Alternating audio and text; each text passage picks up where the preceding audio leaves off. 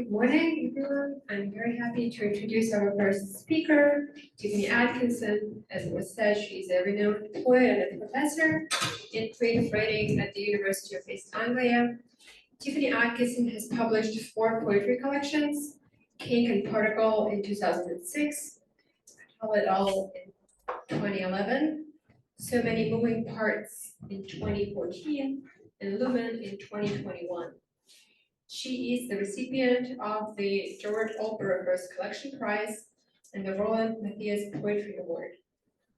Today, her presentation, which is a keynote speech, is titled You Can't Teach Poetry, Reflections on Teaching and Practice. Tiffany, please, the floor is yours.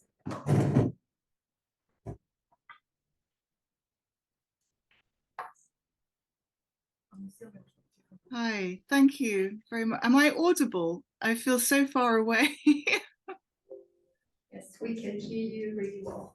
Great, good. Thank you so much. And thank you for inviting me. It's a real pleasure to be speaking at your conference today from East Anglia. It's very early in the morning here and I'm at work, and I'm slightly concerned that one of the cleaners is going to come in any minute. So if that happens, I'll deal with it. But yeah, apologies for the interruption. And thank you very much, Maya, for inviting me to speak today. My title, But You Can't Teach Poetry, Some Reflections on Teaching and Practice, comes from a reported conversation that Maya, when she was a visiting scholar here earlier in the year at University of East Anglia, had with my colleague who shares this room, actually, Professor Andrew Cowan, who is the Professor of Prose Fiction and previous Director of Creative Writing at UEA. This university, the University of East Anglia, UEA for short, is famous in the UK, and I think beyond the UK, for being the first UK university to teach creative writing as a master's degree. Now it's part of an embedded English literature and creative writing undergrad degree as well. So this MA was started in 1970. And it was started by the novelist Malcolm Bradbury and Angus Wilson, who were both professors here. And I'll say a bit more about that, about the history of the creative writing programme in the UK in a moment. But some of its sort of most famous alumni you might have heard of. I don't know how many have been translated into Russian, but you might know them anyway. But they include the Nobel Prize winner Kazuo Ishiguro, Ian McEwan, more recently Anne Enright, Tash Orr, Emma Healy. They're kind of household names in the UK and to some extent in the US. So Maya apparently met my colleague Andrew, and he, as I said, he teaches prose fiction. He's a novelist, and I think Maya will correct me if I'm wrong about this, but they were talking about common experiences of teaching creative writing within the academy, and the subject of teaching poetry came up. It seemed that they both agreed that poetry it can't be taught, or that certainly poetry isn't taught as part of, as I understand it, a creative writing component in Russia. And to be fair, this is a question I get asked often. How do you teach poetry? You know, poetry is something either that people do or can't do, and there isn't a lot to be gained by tutoring in it. And it seems that it is widely accepted, more or less, that prose fiction, creative non-fiction, script, etc., can usefully be taught in the context of academic creative writing, but poetry cannot. And certainly in English, there are a lot of well-known sayings, kind of conventional wisdoms to that effect, like, for example, poets are born not made, which I think Robert Graves is famous for saying, but he adapted it from a Roman historian who said proconsuls, kings and poets are born not made. A little more recently than Roman times, John Keats, if poetry comes not as easily as or readily as leaves to the tree, then it had better not come at all. And I think, well, John Keats, easy for you to say. And it is in fact hard to imagine someone saying that about novelists. You don't generally hear someone say, you know, novelists are born not made, or if novels come not as easily as leaves to the tree, they had better not come at all. So it seems that there is something distinctive about poetry, perhaps even a little bit excessive about poetry, something which exceeds the ability for it to be usefully taught or tutored, no matter how many technical or stylistic components may be demonstrated or passed on or practiced. There does seem to be some mysterious element of inspiration in poetry that is inaccessible through these methods, or which exists independently from them. And yet, here I am. I'm a professor of creative writing and poetry at arguably one of the most famous creative writing departments in the UK, and I'm not a mythical creature, I'm not a unicorn, and I haven't yet been fired. So what is it that I and my colleagues do? And it's timely, it's a timely moment for me to think about this, because we are preparing for the new term here this week, and I'm about to meet a load of new students and introduce new courses on poetry. So I have been thinking quite a lot about, you know, what is my philosophy of teaching poetry? What am I trying to do? What are we trying to do? And often I start the term with new students, asking them what they think a manifesto for poetry should be, and show them some manifestos and ask them to write them. And what I'm asking is not what they think poetry is, but what it can do, what poetry can do that other language uses can't accomplish. So the emphasis is on process, not so much product. And then very often, because I'm a teacher, I try to change their mind. So if they say something like poetry is for the expression of feeling, I will say, well, let's look at some imagism, or let's look at some narrative poetry, or something, just to sort of expose them to the wide range of functions, if you like, that poetry might have.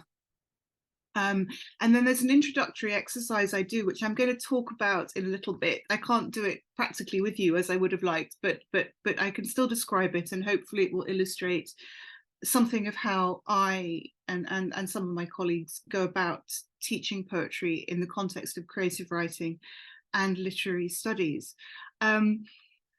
But certainly right from the start, we're thinking of poetry as an art form whose material is language, and that includes all the expressive, sonic, etymological, typographical, even asemic qualities of language. And I think it's fair to say that the poetry students spend more time examining and sort of messing around with the properties of language than the other literary genres. That is a generalization, and I suspect that if my colleagues were here, they would take issue with that. But I think this makes poets especially close readers, very, very close readers, in the way that translators, I think, also learn to become exceptionally close readers. And I think if you think of William Carlos Williams' statement that a poem is a machine made of words, then we're always looking very closely at the components of that machine, and looking at new ways of combining those elements. I think I should say, though, that loosely speaking, and possibly quite perversely in this context, I think I subscribe to a non-inspiration model of poetry, which I will illustrate, and which doesn't actually prohibit inspiration. In fact, arguably it makes it more likely, and it makes it perhaps more unexpected in its results, or I would hope so.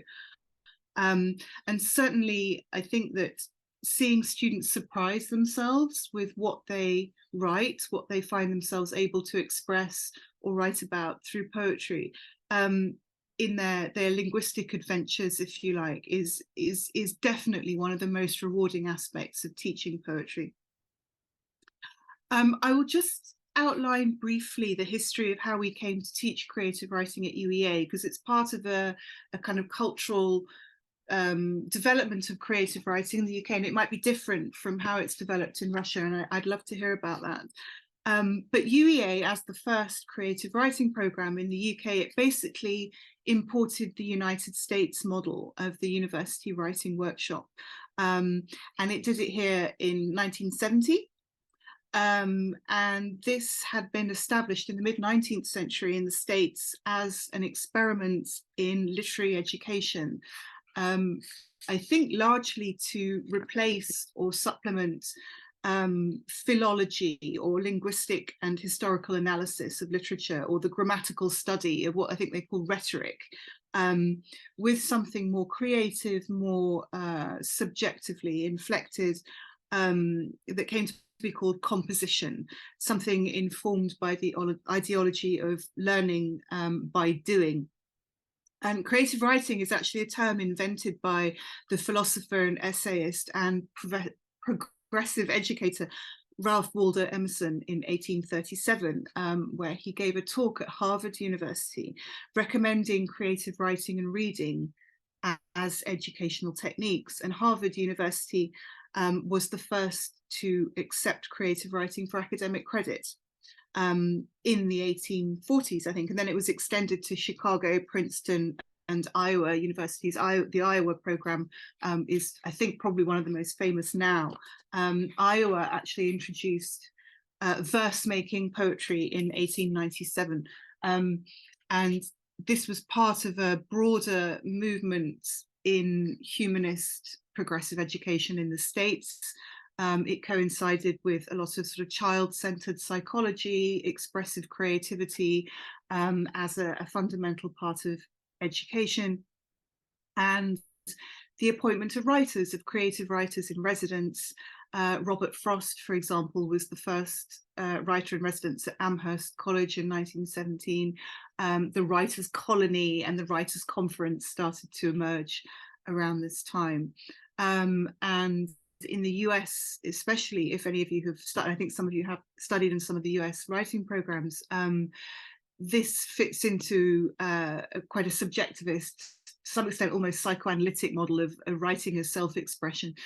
Poetry perhaps fits particularly well, I think, into that way of thinking about what writing is. So Malcolm Bradbury, the professor at UEA in the 1970s, had taught in America himself, and he wanted to import the workshop model into UK university education. Interestingly, his emphasis at the time was to counteract the isolated amateurism or the privileged sort of coterie system of writing in the UK, and what he saw as its overemphasis on the individual, the expressive self, the isolated genius, which can become solipsistic, perhaps a bit slackly therapeutic.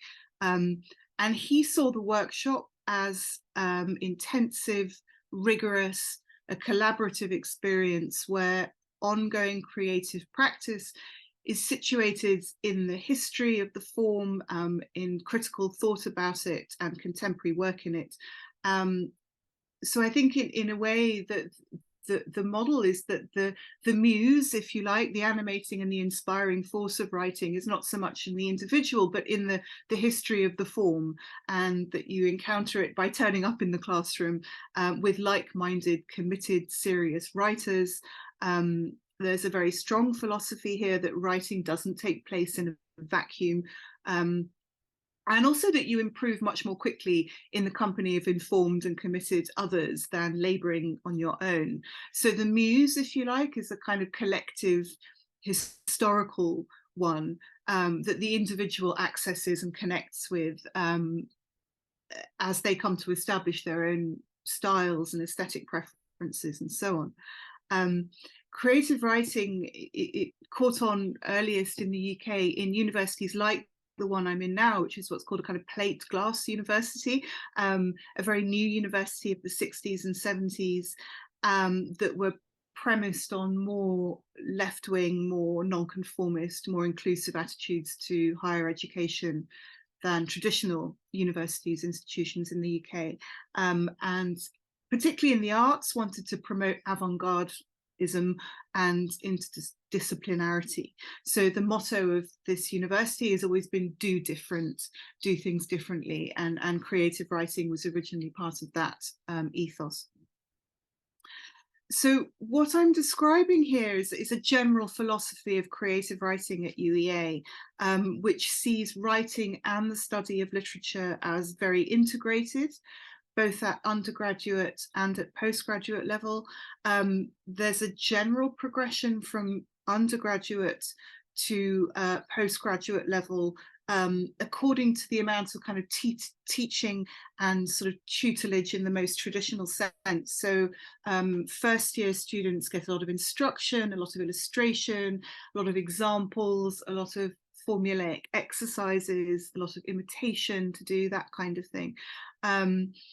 And gradually we introduce workshopping and peer critique, writing practice always in the context of wider reading, the study of history and theory of given genres and given forms.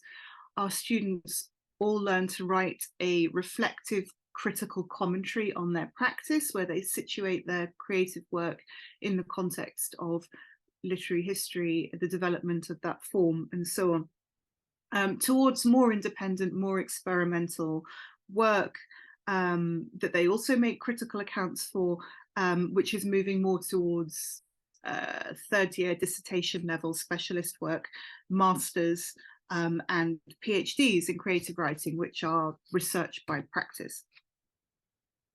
The poetry MA, which is what I run here, is much younger than the prose MA.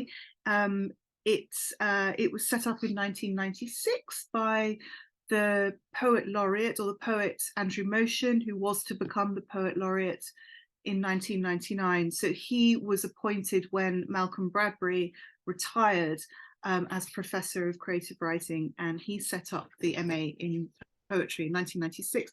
I only joined this department in 2015. Part of my job was to build up the reputation and the strength of the MA in poetry to match that of prose. And we do now have a list of quite illustrious prize-winning poetry alumni.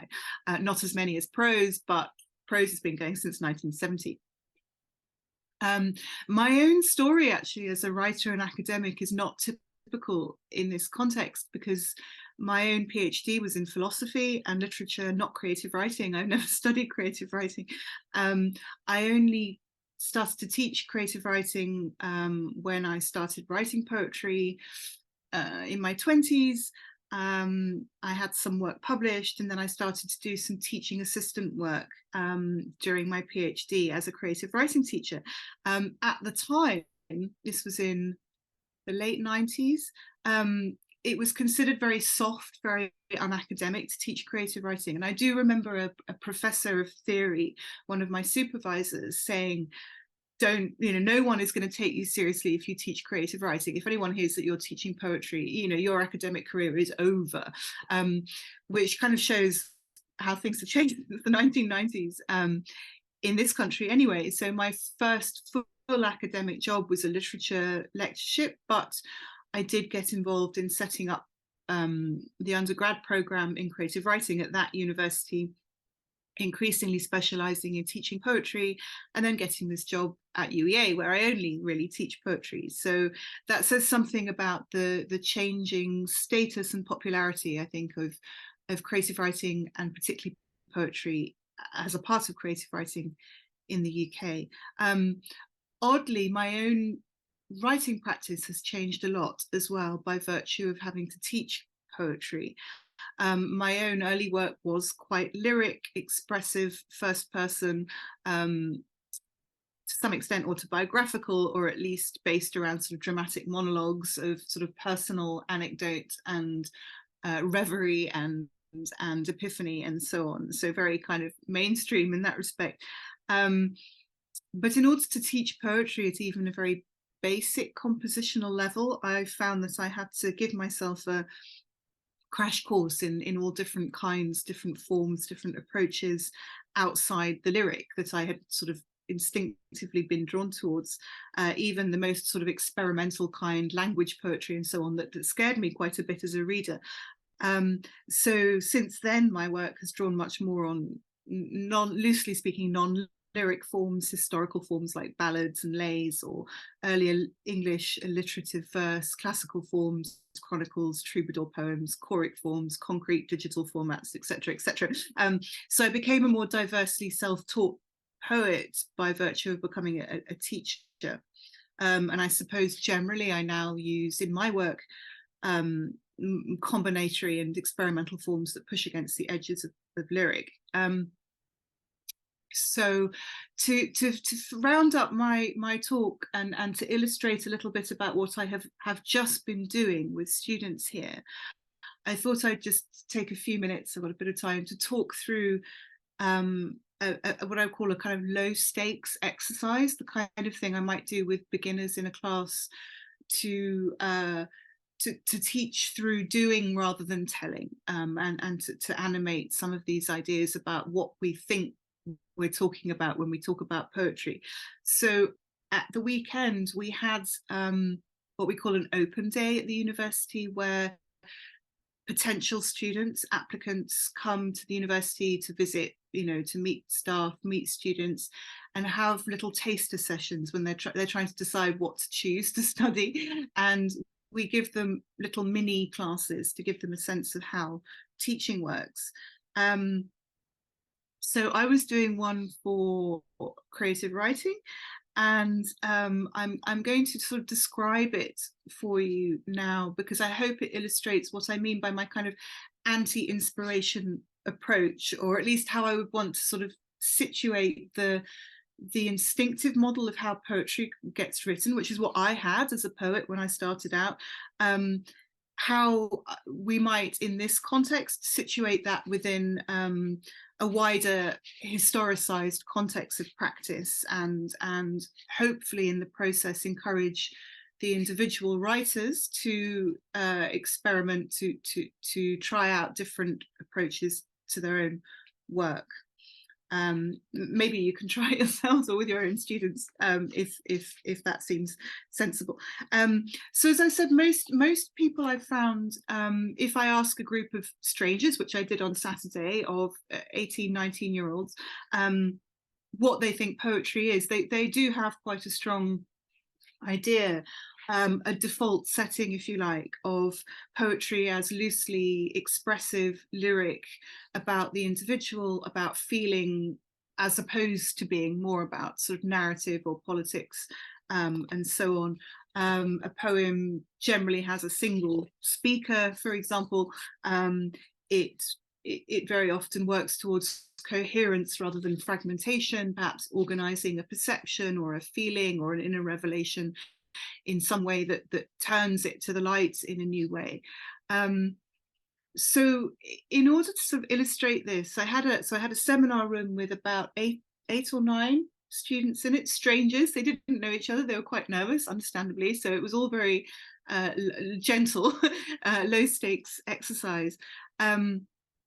But because a lot of them had traveled quite far to come to this event, I asked them all to write a 7-line poem there and then, gave them 10 minutes to do it, gave them coloured paper to write on, things like that. A 7-line poem in any style, any form, but somehow about their day, about their journey, about something they'd seen or heard or experienced, or thought about on their way to us that day. And I told them that I was going to, when they'd done it, I'd like to hear them all read them out aloud. And when I heard them, and they all did it, they were very happy to do that.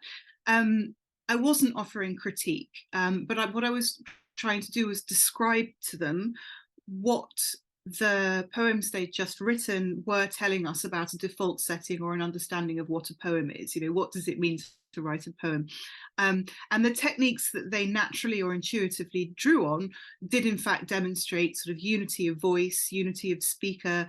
A lot of them told a little story. Some of them described a thought or a fear. A lot of it was about sort of aspiration for the future, understandably. Some used rhyme and very often to comic effect. Some concentrated on imagistic coherence. We have got a very striking campus it was a blazing hot day, so it did look strange, and that featured quite a lot, again, understandably. And of course, they had a thematic unity which I had given them, which was say something about your day, however you construe that. And so as they read, there were lots of echoes that set up between them, particularly about the very odd architecture we have here. The heat, it was, you know, there was a lot about the lake. We have a lake, about heat, sun, blue sky, the cool lake, and so forth. And then I asked them if, had they known that they weren't reading aloud, in other words, weren't going to share their work with others, strangers, and a teacher, would they have written anything else down? And I asked them to think about what that was, and just to add it, which they wouldn't be reading aloud. And that was an exercise in feeling that, you know, the internal censor, that you might want to say something, but you think, I'm going to have to say this to a room full of people, I won't say that.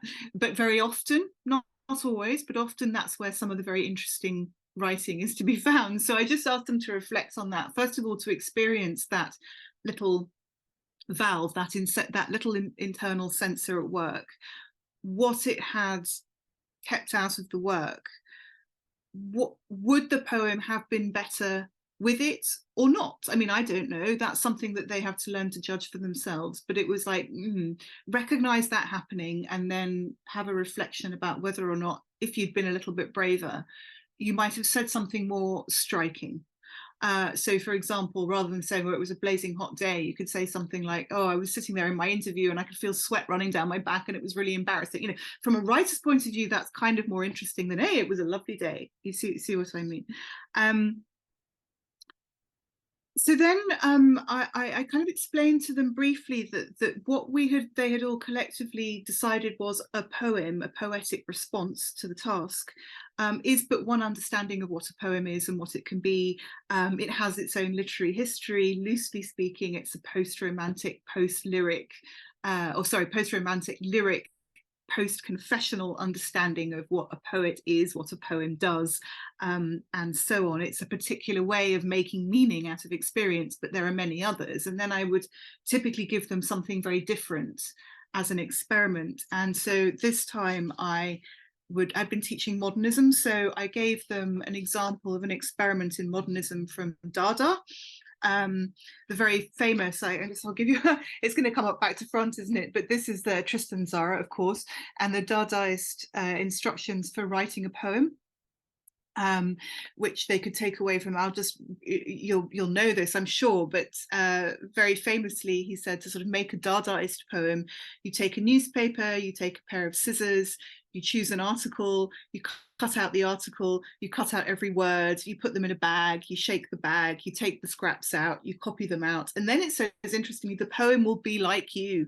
And here you are, a writer, infinitely original and endowed with a sensibility that is charming, though beyond the understanding of the vulgar. So that was Tristan Tzara in 1920.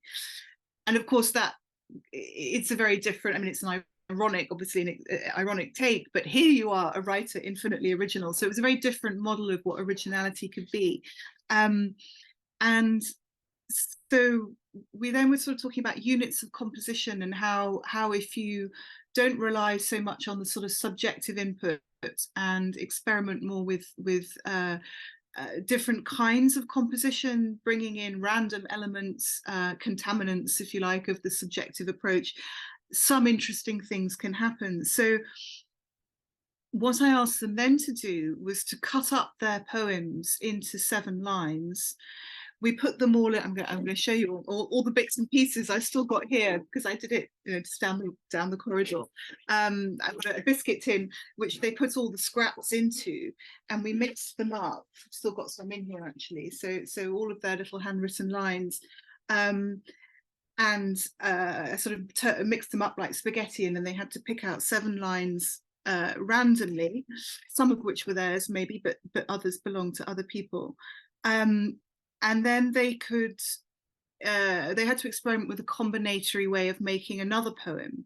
So sticking the lines, had like glue, so things like this, it's a bit like being at primary school, onto a fresh piece of paper in a way that constructed a new poem. Now, bear in mind that these bits of poem spaghetti also had a certain lexical field of a visit to a university, a hot day, etc., etc. And I wanted to defamiliarize that a little bit. So I also then went round and gave them each several other little pieces of paper with text on that they had to incorporate, which were taken from very random sources. Sea fishing for fun, which is basically all kinds of information about weights and fish lines and things like that. Brewing beers like those you buy, lines from that, which are all about, you know, recipes for making beer at home. I mean, in other words, things that are very difficult to assimilate to the work they've done before. Roxy and the Rich Man, and this is a particularly egregious example of sort of cheap romantic fiction full of cliches and very kind of the kind of language that you wouldn't normally want to incorporate in a poem. And relationship rescue, again, a lexis of kind of self-help and things that I would not normally want in a poem at all. So hard work, in other words, to integrate. But that was kind of the point, that in order to make this kind of poem work, you cannot really be working around the ideas of conventional coherence. You have to work more with juxtaposition, friction, surprise, and so on, and just experience a different aesthetic effect. So in short, I asked them to do that, to glue the sections to make a poem. I mean, in any using line lengths however they liked. They were working with the units of composition, and then give it a title. So that would be something that would have to give it some sense of unity. And then we read those, and they look lovely, actually. So they got a takeaway cut out poem on a piece of coloured paper as a souvenir. But then we did have some discussion about which version they liked better, which worked better as a poem, and why. And I'm not judging this. It may be that their original lyric versions were better, in a way that all that's important there is that they're able to talk about the differences and what the different effects are, and what might be gained by each of those different approaches, what they might take from it. So, for example, when I ask them which ones they prefer, they quite often prefer the Dadaist versions because they're more playful, they're more freeing, they don't feel that they're more collaborative, they don't feel so individually bound to them. Some people feel anxiety about that, interestingly, because it's whose work is this? You know, there's all that kind of authorship issue going on.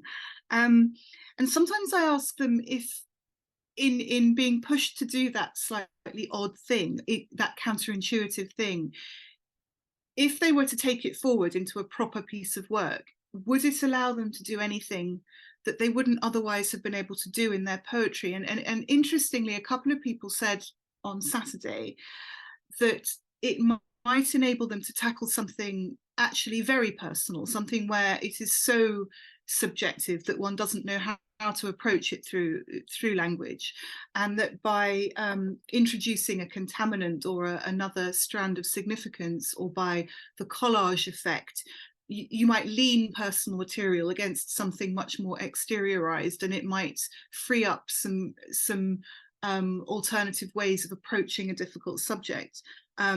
Sometimes we had some very comical juxtapositions, and those were the basis of a fresh piece of work, and so on. So that was the point of that conversation, and I'll wind up now because I know I'm about to go over time. But that was an example of the kind of way in which I would try to teach some of these things through a hands-on practice, which would then be backed up by further reading in the kind of philosophies of language and poetry that surround that, and followed up by students being asked to write poems of their own that we would then critique, and which, you know, I think most importantly would surprise them and might surprise the reader. And that, as I said at the outset, is one of the great joys of teaching creative writing poetry. Thanks for listening.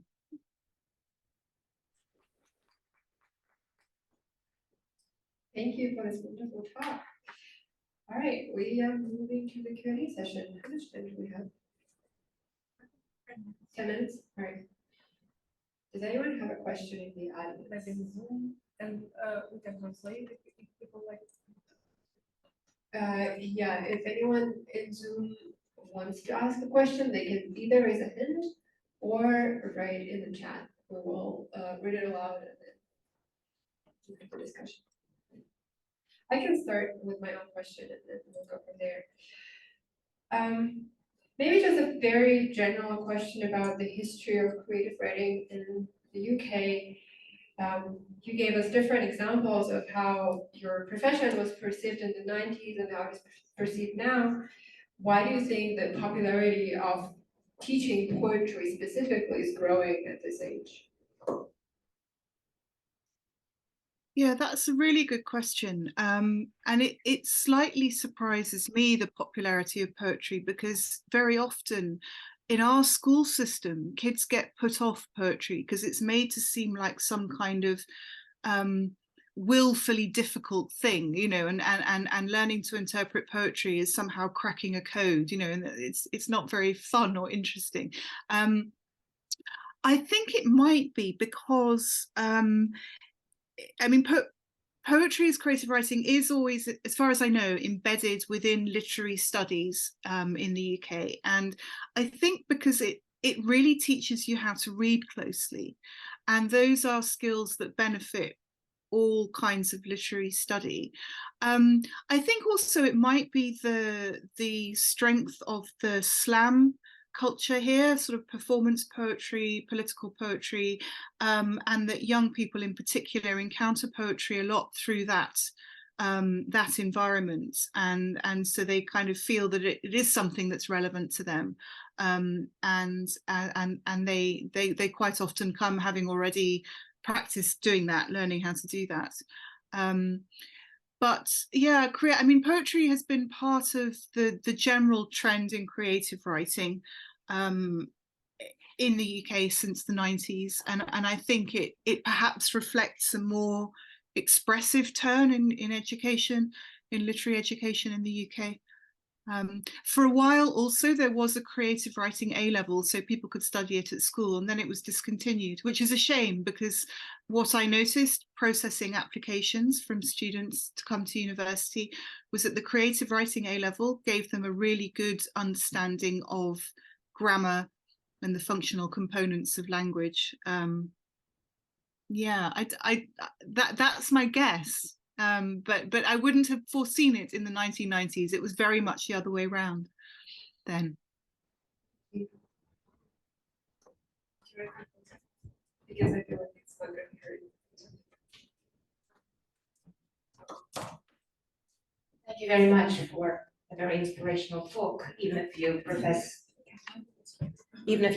non-inspirational. In fact, I have a couple of questions, and one is about this assignment that you give to your students, asking them to write a manifesto, a personal manifesto. What does poetry do? Rather inevitably, they might ask back, what do you think? What is your personal manifesto? Not in terms of the many possible answers, but the one you find most satisfactory. And this is your question, a question to you as a poet and teacher, and another to you as specifically as a teacher. As you preside a class or lead a class of individuals, creative individuals who might have very different goals in mind, even if goals are not yet explicit. What kind of problems do you run into, if any? That's a great question. May I take the second part first? Because one of the things that people often say about MA programs is that they encourage a kind of a what do you call it, a house style, you know, that teachers are always trying to create the same kind of poet or novelist or short story writer, and that is a critique that's been leveled, I think, at the US. There's a phrase, isn't there, the US workshop poem, which describes a particular kind of lyric formulation. I feel very strongly that as a teacher, it is my job to I'm going to borrow a phrase from my colleague Andrew Cowan here, who says that we meet students on the grounds of their own ambition. We meet students on the grounds of their own ambition, which I take to mean that part of our job is encouraging them to, or supporting them to identify that for themselves and to articulate it, and then supporting them in how they meet it. So that is exposing them to as many different techniques and styles and approaches as possible, not in order to meet some kind of preordained idea of what would work, but so that they can work it out, so that they have as many ways of meeting their ambition, identifying and meeting their ambition as possible. And that can be very different. It could be, I'll give an example if I may, which is I had an MA group of very avant-garde poets in general. They were very experimental. They were very about writing rather than speech and the text as opposed to expression and so on, with one exception, who was a young woman who was actually training to become a nun. She was a novice and she'd taken a year out to study poetry, and she felt very intimidated by this emphasis on avant-garde style, and started to sort of change her style to fit with the group, and was very competent. I mean, she was a very clever person, so she was very good. But when I spoke to her in tutorials, in one-to-ones, I sort of was trying to identify the ground of her ambition, and what she actually wanted to do was to rethink the spiritual devotional poem, which is in the UK quite an untrendy thing to do, and she felt that there wasn't much support available. And so I had to work quite hard with her to allow her to own that ambition and then to work on it. And she ended up writing a dazzling collection, actually, about precisely that. So it was about sort of identifying the ambition, also to some extent folding in the difficulties of that. So we looked at a lot of kind of contemporary work around spiritual poetry and so forth, so that so that it was sort of, something about her being able to identify what she really wants to do and then being supported in exploring it. My own manifesto, it kind of changes every year, but I think that in general, I think what interests me about poetry is that it is it's language freed from the burden of narrative or exposition, or even very literal or instrumental language use. And I feel that there are very few spaces in contemporary culture where we can push language out of its usual boundaries, be that describing a feeling or addressing a lover or a god or describing a campus. I feel that poetry is one of the very few linguistic spaces where those demands to have an agenda, to have a message, etc., are not there. And I feel quite strongly that part of our job, this is going to sound really pompous, but is to push back against those incursions on language use, to make the language different and strange, and also to draw attention, I think, to its materiality as language, something like that.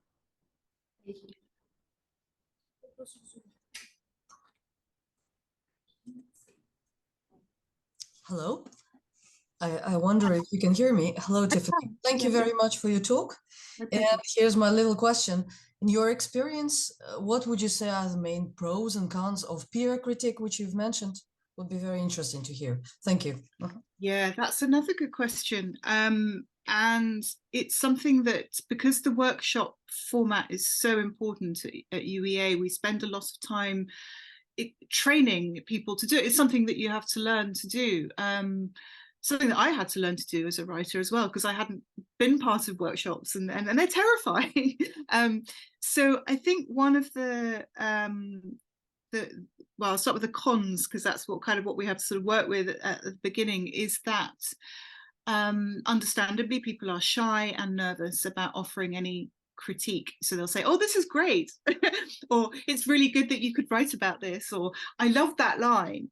And part of certainly with, let's say, first year students, the job is to teach them a critical vocabulary, which they don't necessarily have. So rather than saying this is great, say, well, what are you referring to there? Are you talking about the perspective of the character, or if it's a story or whatever? You know, we had to give them a list of critical phrasing that you can translate those gut responses into, and also learn how to make critical comments about the work and how to receive critical comments about the work that are not personal.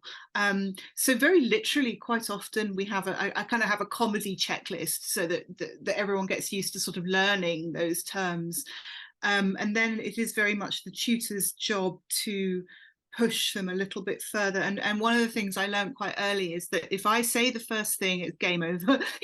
No one's going to say anything. So I have a rule now. It's like being in a Quaker meeting where I say with students who know what they're doing, I say, I am not going to make the first comment. One of you is going to start, and then I am going to navigate and curate and then out of each individual point try to make a larger point, because the other difficult thing is making these sort of ad hominem comments about one piece of work relevant to the whole group. So partly, so if somebody says, oh, I like this speaker because blah, blah, blah, I can then say, oh, well, that is like this book that we looked at, or how might you, as the rest of the group, apply that to your work? What if you did what Amanda has done? And, so it takes a lot of, it feels like a kind of, I feel kind of like a sheepdog, like kind of like sort of herding points and making sure that everyone speaks. But the great thing about it is that when it works, it really works well, and you get this kind of accelerated learning environment where everyone is genuinely invested in everybody else's work and learning, and they are genuinely pleased for each other's progress, able to express their kind of misgivings about, and of course there are always misgivings about a piece in process, in critical terms, and the other lovely thing that happens is they become very good friends, and they support each other's work outside of class, and it's quite bonding. I mean, certainly in the current university environment where we have more and more students in bigger and bigger groups, it has that additional effect of really creating quite tight little units, which is lovely, which is really nice. Yeah. Thank you so much. My pleasure. Right, we have to move on. I'm just gonna make a very quick comment about what you just said about how initially people are a little bit shy and make maybe just positive comments. I have been reading a lot of notes from various poetry seminars in the Soviet Union, and that was right the opposite. They were so harsh to each other. And if I were there, that would be so scary to even try to say anything at all or present your poetry. But as you said, if criticism is objective, it helps you improve much quicker, and that's the joy and goal of the collaborative rigorous approach. Thank you so much, Tiffany, and we hope to see you in the spring. I'm just gonna give a word to Maya for a second. I'm just going to say thank you so much, and yes, we're looking forward to seeing you here soon. Thank you so much. Thank you.